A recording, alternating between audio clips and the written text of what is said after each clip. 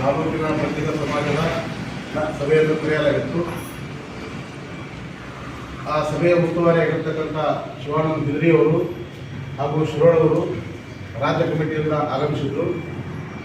ನಿನ್ನೆ ನೂತನ ಅಧ್ಯಕ್ಷರು ಹಾಗೂ ಗೌರವ ಅಧ್ಯಕ್ಷರ ಆಯ್ಕೆ ಪ್ರಕ್ರಿಯೆ ಇತ್ತು. ಅದೇ ರೀತಿ ನಿನ್ನೆ ಸ್ವಯಂಘೋಷಿತವಾಗಿ ತಾವೇ ಅಧ್ಯಕ್ಷರು, ಕಾರ್ಯದರ್ಶಿಗಳು ಅಂತೇಳಿ ಘೋಷಣೆ ಮಾಡಿಕೊಂಡಿದ್ದಾರೆ. ಇದು ಶುದ್ಧ ಸುಳ್ಳು. ಯಾವುದೇ ರಾಜ್ಯ ಕಮಿಟಿಯವರು ಆ ಸಭೆಯಲ್ಲಿ ಭಾಗವಹಿಸಿಲ್ಲ. ರಾಜ್ಯ ಕಮಿಟಿಯವರೇ ಸ್ವತಃ ಎರಡೂ ಗುಂಪನ್ನು ಕೂಡಿಸಿ ಒಂದು ಒಳ್ಳೆಯ ನಿರ್ಣಯಕ್ಕೆ ಬರುವಂತ ರಾಜ್ಯ ಕಮಿಟಿಯವರು ಈ ಪ್ರವಾಸಿ ಮಾಧ್ಯಮದಲ್ಲಿ ನಿನ್ನೆ 11 ಗಂಟೆಯಿಂದ ಸುಮಾರು 2 ಗಂಟೆಗಳ ಕಾಲ ಅವರನ್ನು ಕರೆದರೂ ಕೂಡ ಆ ಸಂಧಾನದ ಸಭೆಗೆ ಹಾಜರಾಗಿಲ್ಲ. ಅಂದ್ರೆ ಅವರ ಉದ್ದೇಶ ಸಮಾಜವನ್ನು ಒಡೆದು ಆಳ್ಬೇಕಂತಕ್ಕಂಥ ನೀಚ ಬುದ್ಧಿಯವರಲ್ಲಿ ಒಂದು ಕೆಲವೊಂದು 4 ಮಂದಿಯಲ್ಲಿ ಅದರಲ್ಲಿ ಮನವರಿಕೆ ಮಾಡಿಕೊಂಡು ಸಮಾಜದಲ್ಲಿ ವಿಷಬೀಜಗಳನ್ನು ಬಿತ್ತುವಂಥ ಕೆಲಸ ಮಾಡಕತ್ತಿದ್ದಾರೆ.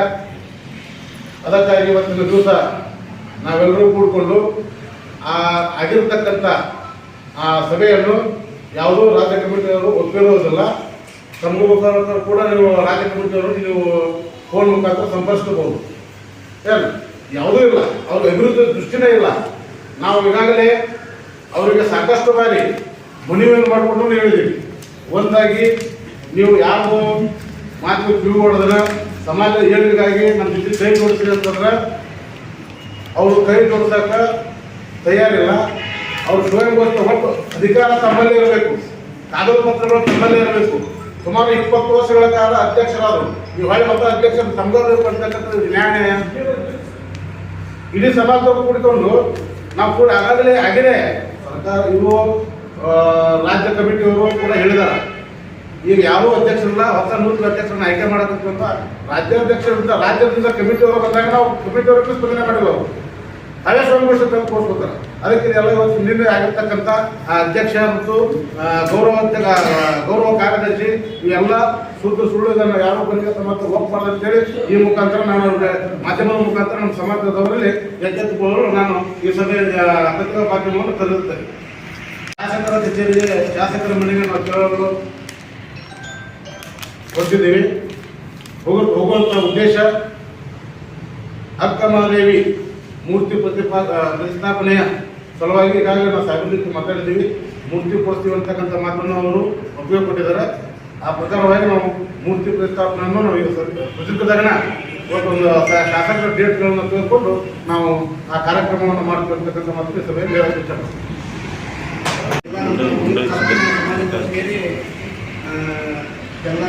ಎಲ್ಲಿ ಸರ್ ನಾವು ಎಲೆಕ್ಷನ್ ಮಾಡಿದ್ವಿ.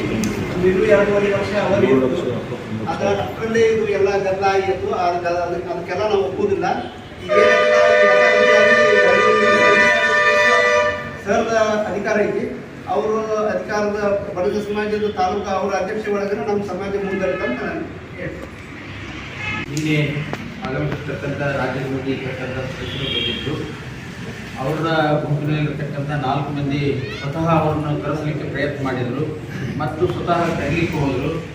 ಆದರೆ ಅವರು ಯಾರೂ ಬರಲಿಲ್ಲ. ಆ ಬಾರದೇ ಇರುವ ಮೂಲಕವಾಗಿ ರಾಜ್ಯ ಕಮಿಟಿಯವರು ಮರಳಿ ಬೆಂಗಳೂರಿಗೆ ಪ್ರಯಾಣ ಮಾಡಿದರು. ಇವತ್ತು ನಾವು ಕೂಡಿಸ್ಬೇಕಂತೇಳಿ ನಾವು ಭಾಳಷ್ಟು ವಿಚಾರ ಮಾಡಿದ್ವಿ. ಒಂದು ವೇಳೆ ಅವರು ಬಂದಿದ್ದರೆ ಈ ಸಂಘ ಒಂದಾಗಿ ಚೆಂದಾಗಿ ಹೋಗ್ತಿತ್ತು. ಆದರೆ ಬಾರದೇ ಇರುವ ಮೂಲಕವಾಗಿ ಮತ್ತೆ ಬಿಡದೇ ಇರ್ತಕ್ಕಂಥ ಒಂದು ಪ್ರಸಂಗ ಬರುವಂಥ ಪ್ರಯತ್ನ ಆಯಿತು. ಆದಾಗ್ಯೂ ಕೂಡ ಅವರು ತಮ್ಮದೇ ಆದ ರೀತಿಯಲ್ಲಿ ಸಂಘಟನೆ ಮಾಡಿಕೊಂಡು ಘೋಷಣೆ ಮಾಡಿಕೊಂಡಿದ್ದಾರೆ. ಅದು ಯಾವ ಕಾರಣಕ್ಕೂ ಒಪ್ಪದ ಮಾತು ಬೆಲ್ಲದವರು ಹೇಳಿದ ಹಾಗೆ ಅಂಥ ಒಂದು ಪ್ರಸಂಗವನ್ನು ಕೂಡ ಇವತ್ತು ಮುಂದುವರಿಸುವ ಪ್ರಯತ್ನ ಆಗೈತಿ. ಆ ಕಾರಣಕ್ಕೋಸ್ಕರವಾಗಿ ಮುಂದಿನ ದಿನಗಳಲ್ಲಿ ಈ ಸಂಘಟನೆ ಬೆಳೆದು ಮುಂದಿನ ಒಂದು ಬೆಳಗ್ಗೆ ಸಮಾಜಕ್ಕೆ ಉದಾತ್ತವಾಗ್ತಕ್ಕಂಥ ಒಂದು ಕಾರ್ಯಗಳನ್ನು ಮಾಡುವಂತೆ ಶಾಸಕರ ಒಂದು ಬೆಂಬಲದಿಂದ ಸಮಾಜಕ್ಕೆ ಒಳ್ಳೆಯದಾಗಲಿ ಅಂತ ತಿಳ್ಕೊಂಡು ನಾನಾದರೂ ಆಶಿಸುತ್ತೇನೆ. ಇವತ್ತು ಈ ಪತ್ರಿಕಾ ಮಾಧ್ಯಮದ ಜೊತೆಯಾಗಿ ಈ ನನ್ನದೇ ಆಗ್ತಕ್ಕಂಥ ವಿಚಾರಗಳನ್ನು ನಾನು ನಮ್ಮ ಮುಂದೆ ವ್ಯಕ್ತ ಮಾಡ್ತೀನಿ. ಕಳೆದ 30 ವರ್ಷಗಳಿಂದ ನಮ್ಮ ಸಮಾಜದ ಬೆಳವಣಿಗೆಯನ್ನು ನಾವು ಓದುತ್ತಾ ಬಂದಾಗ ದೀರ್ಘಕಾಲ ಹಿರಿಯರ ಇದ್ದಂಥ ಹಿರಿಯರ ಹಿರಿತನದಲ್ಲಿ ನಮ್ಮ ಸಮಾಜದ ಸರ್ವ ಭಾಗದವರು ಕೂಡ ಅವರಿಗಿಂತ ಹೆಜ್ಜೆಯಲ್ಲಿ ಇರ್ತಾರೆ. ಅವರಿಗೆ ಯಾರಿಗೂ ವಿರೋಧವನ್ನು ಮಾಡಿಲ್ಲ. ಆದರೆ ಇತ್ತೀಚೆಗೆ ಸಮಾಜದ ಬೆಳವಣಿಗೆ ಅದು ನಿಂತ ನೀರಾಗಬಾರದು, ಅದು ಹರಿಯುವ ನೀರಿನಂತಾಗಬೇಕು. ಇಲ್ಲಿಯವರೆಗೂ ಬೇರೆ ಸಮಾಜದವರನ್ನ ಅನುಕರಣೆ ಮಾಡಿದಾಗ ನಮ್ಮ ಸಮಾಜ ಪ್ರಬುದ್ಧ ಸಮಾಜ, ಬಹಳ ಪ್ರಜ್ಞಾವಂತ ಸಮಾಜ ಆದರೂ ಕೂಡ ನಮ್ಮ ತಾಲೂಕಿನಲ್ಲಿ ನಮ್ಮ ಹಿರಿಯರು ಗುರುತರವಾಗಿರ್ತಕ್ಕಂಥ ಯಾವುದೇ ಕೊಡುಗೆಗಳನ್ನು ನೀಡದೇ ಇದ್ದಾಗಿ ನಾನು ರಾಷ್ಟ್ರಪತಿಗಳಿಂದ ಗೌರವವನ್ನು ಸ್ವೀಕರಿಸಿಕೊಂಡು ಬಂದು ಒಂದು ಸಮಾಜದಲ್ಲಿ ಆಗತಕ್ಕಂತಹ ನ್ಯೂನತೆಗಳನ್ನು ನೋಡಿ ಸುಮ್ಮನೆ ಆದರೆ, ಆಗತಕ್ಕಂತಹ ದೋಷಗಳನ್ನು ನೋಡಿಯೂ ಕೂಡ ಸುಮ್ಮನಾದರೆ ಅದು ಮೂರ್ಖರ ಸಮಾಜವನ್ನ ನಿರ್ಮಾಣ ಮಾಡಿದ ಅಂತ ಆಗುತ್ತದೆ ಅನ್ನುವಂಥದ್ದನ್ನ ತಿಳಿದುಕೊಂಡು ನನ್ನ ತಿಳುವಳಿಕೆಯನ್ನ 10 ಜನರಿಗೆ ಜೊತೆ ಹಂಚಿಕೊಂಡು, ಸರ್ ಹಿಂಗಾದ್ರೆ ಹೆಂಗ್ರಿ ಅಂತೇಳಿ ನಾವು ವಿಮರ್ಶೆ ಮಾಡಿ ಆಲೋಚಿಸಿ ಯೋಚನೆ ಮಾಡಿಕೊಂಡು ಅನೇಕ ಮುಖಂಡರು, ಸರ್ ನಿಮ್ಮಂಥವರು ಮುಂದಾಗಬೇಕು, ನೀವು ಹಿಂದೆ ಇದ್ರೆ ಆ ದೋಷಗಳನ್ನು ಯಾರು ತಿದ್ದೋದಿಲ್ಲ, ಅದಕ್ಕೆ ನಿಮಗೆ ಗೌರವ ಬಂದರೂ ಕೂಡ ನೀವು ಪ್ರಶಸ್ತಿ ಪುರಸ್ಕೃತರಾದರೂ ಕೂಡ ನಿಮಗಷ್ಟ ಗೌರವ ಬಂದಂಗಾಗತ್ತೆ. ಇಡೀ ಸಮಾಜಕ್ಕೆ ನಿಮಗೆ ರಾಷ್ಟ್ರಪತಿಗಳು ಔಟ್ಸ್ಟ್ಯಾಂಡಿಂಗ್ ಸರ್ವಿಸ್ ಮ್ಯಾನ್ ಅಂತ ನಿಮಗೆ ಪ್ರಶಸ್ತಿ ಗೌರವವನ್ನು ಕೊಟ್ಟಾರ. ನಾನು ಶಾಲೆಯಲ್ಲಿ ಇದ್ದಾಗ ಮಕ್ಕಳಿಗೆ ತಿದ್ದಿ ಬುದ್ಧಿ ಪಾಠ ಮಾಡಿ ಇಲಾಖೆಯಿಂದ ನಾನು ಗುರುತಿಸಿಕೊಂಡಿದ್ದೆ. ನಾನು ಸಮಾಜದಿಂದ ಶಿಕ್ಷಣ ವೃತ್ತಿಯಿಂದ ನಿವೃತ್ತಿಯಾಗಿ ನಾನು ಈಗ ಸಮಾಜಕ್ಕಾಗಿ ಬಂದಿದ್ದೇನೆ. ಸಮಾಜದಲ್ಲಿ ಅಂಕು ಡೊಂಕುಗಳನ್ನು ತಿದ್ದಬೇಕು, ಸರಿಯಾದ ಮಾರ್ಗದಲ್ಲಿ ಅದನ್ನು ಕಳಿಸ್ಬೇಕು ಅನ್ನುವಂಥ ಒಂದು ತಿಳುವಳಿಕೆ ಒಳಗೆ ನನಗೆ ಎಲ್ಲರೂ ಕೂಡಿ ಈ ಕಳೆದ 2 ವರ್ಷಗಳ ಹಿಂದೆ ನನ್ನನ್ನು ನೀವು ಅಧ್ಯಕ್ಷರಾಗಲಿ ಅಂತ ಹೇಳಿ ಘೋಷಣೆ ಮಾಡಿದ್ರು. ಆದರೆ ಘೋಷಣೆ ಮಾಡಿದಾಗ ನಮ್ಮ ಸಮಾಜದಲ್ಲಿ ಇರ್ತಕ್ಕಂಥ ಮುಖಂಡರು ಅವ್ರು ಯಾರು ಸಪೋರ್ಟ್ ಮಾಡಲ್ಲ.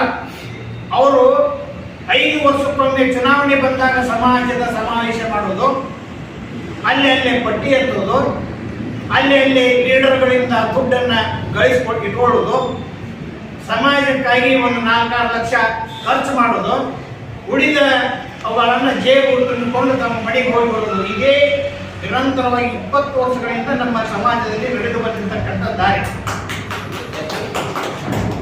ಆದರೆ ಇತ್ತೀಚೆಗೆ ನಾವು ಕೂಡ ಅವರು ಕೂಡ ಹೊಂದಾಣಿಕೆ ಆಗಬೇಕು ಅನ್ನುವಂಥ ದೃಷ್ಟಿಯಿಂದ ಬಹಳಷ್ಟು ತಿಳುವಳಿಕೆಯನ್ನು ನಾವು 10 ಜನ ಚರ್ಚೆ ಮಾಡಿ, ಸರ್ ಯಾರದು ಆಡಳಿತ ಇರ್ತೈತಿ ತಾಲೂಕಿನಾಗ ಅವರು ಸಮಾಜದ ಮುಖಂಡರಾಗಬೇಕು, ಅಧ್ಯಕ್ಷರಾಗಬೇಕು ಅನ್ನುವಂಥದ್ದು ಎಲ್ಲರೂ ಒಪ್ಪುವಂಥ ಮಾತು.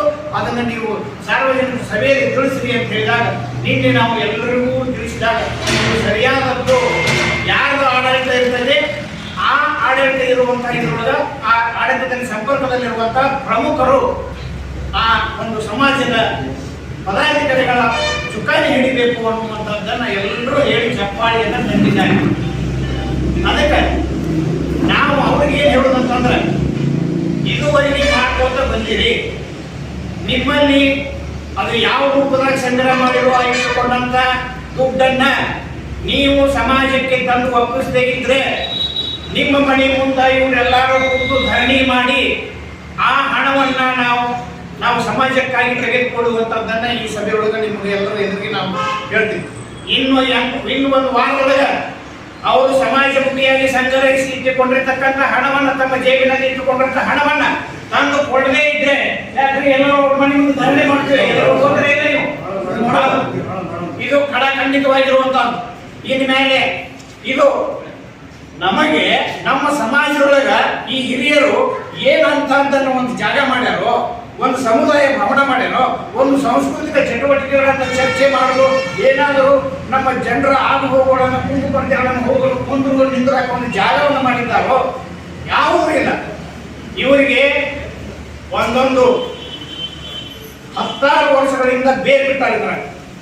ಇನ್ನು ಮೇಲೆ ಆ ಬೇರನ್ನ ಬಿಡುವುದಿಲ್ಲ. ಈಗ ನಾವು ಪ್ರಮುಖವಾಗಿ ಏನು ಸಂಪರ್ಕ ಇರುವಂಥವ್ರನ್ನ ವಿಜಯಾನಂದ ಕಾಶ್ಯಪ್ನವ್ರ ಜೊತೆ ನಾವು ಅದೇವಿ.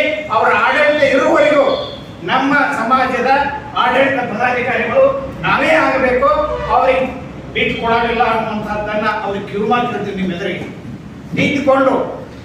ತಿದ್ದಿಕೊಂಡು ಸುಧಾರಿಸಿಕೊಂಡು ನಮಗೆ ಕೈ ಜೋಡಿಸಿದ್ರೆ ಸಮಾಜ ಒಂದವಾಗಿ ನಾವು ಕೊಂಡೊಯ್ತೀವಿ. ಇರದೇ ಇದ್ರೆ ಅವರ ನ್ಯೂನ್ಯತೆಗಳನ್ನ ಇನ್ನೂ ಹೊರಗೆ ತರ್ತೀವಿ. ಕೆಲವರು 25 ವರ್ಷಗಳ ಹಿಂದಿನ ಸಮಾಜಕ್ಕಾಗಿ 20 ಗುಂಟೆ ಹೊಲ ಕೊಡ್ತೀನಿ ಅಂತ ಹೇಳಿ ಸಮಾಜದ ಗೌರವ ಅಧ್ಯಕ್ಷರು ಅಂತೇಳಿ ವೇಷಭೂಷಣ ಹಾಕೊಂಡು ಸಮಾಜದ ಗೌರವವನ್ನು ತೆಗೆದುಕೊಂಡಾರ. ಹಾಗಾದ್ರೆ ಎಲ್ಲೈತವ್ರು ಕೊಟ್ಟದ್ದು? ಇವ್ರು ಕೊಡ್ತೀನಿ ಅಂತ ಹೇಳಿದವರು ಎಲ್ಲ ಗುರು ಹಿರಿಯರ ಅವ್ರ ಹಿಂದದಾರ. ಯಾಕೆ ನೀವು ಕೊಡ್ತೀನಿ ಅಂತ ಹೇಳಿ ಅದನ್ನ ಸಮಾಜಕ್ಕಾಗಿ ಗಮನ ಕೊಟ್ಟಿಲ್ಲ.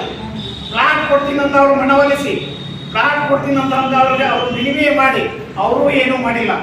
ಸರಿ, ಕೊಡ್ತೀನಿ ಅಂತ ಅವ್ರದ್ದು ಇಸ್ಕೊಳ್ಳುವಂತ ಹಿರಿಯರು ಅಲ್ಲ, ಸಮಾಜಕ್ಕಾಗಿ ಮಾಡುವಂತ ಯಾವುದೇ ಇರಲಿಲ್ಲ. ಅವರು ತಮ್ಮದೇ ಪಟ್ಟಬದ್ಧ ಹಿತಾಸಕ್ತಿಯನ್ನು ಬಯಸಿ ಸಮಾಜದ ಮುಖಂಡತ್ವವನ್ನು ಬೇಡ್ತಾರೆ. ಇನ್ನು ಮ್ಯಾಗ ಯಾವುದೇ ಕಾರಣಕ್ಕೂ ಅವರಿಗೆ ಮುಖಂಡತ್ವ ಪದಾಧಿಕಾರಿಗಳು ಸಿಗೋದಿಲ್ಲ ಅಂತ ಹೇಳಿ ನಾವು ಈ ಸಭೆ ಮೂಲಕ ಎಲ್ಲರ ಪರವಾಗಿ ನಾನು ನಿಮ್ಗೆ ತಿಳಿಸ್ತೇನೆ. ಇದು ಸರಿಯಾದ ಎಲ್ಲ. ಯಾಕಂತಂದ್ರೆ ನಮ್ಮ ಯುವಕರು, ನಮ್ಮ ಹಿರಿಯರು, ಅವರವರು ಕಾಯ್ದಾಗಿದ್ದಾವು. ಯಾರು ಬಂದ್ರು ಹಿರಿಯರು ಬಂದ್ರು ಪಟ್ಟಿಗೆ ಬಂದು ಕೊಟ್ಬಿಡ್ತಾರೆ. ಸುಮಾರು ತಾಲೂಕಿನಲ್ಲಿ ಒಂದು 10-15 ಸಾವಿರ ಇರತಕ್ಕಂಥ ಜನಸಂಖ್ಯೆಯಲ್ಲಿ ಹಿಂದೆ ಬರೇ ಮೆಂಬರ್ಶಿಪ್ ಮಾಡ್ತೀನಿ ಅಂತ ಹೇಳಿ ಪ್ರತಿ ಮನೆಯೊಳಗ 5-6 ಮಂದಿ ಮೆಂಬರ್ಶಿಪ್ ಮಾಡ್ಸ್ಯಾರ.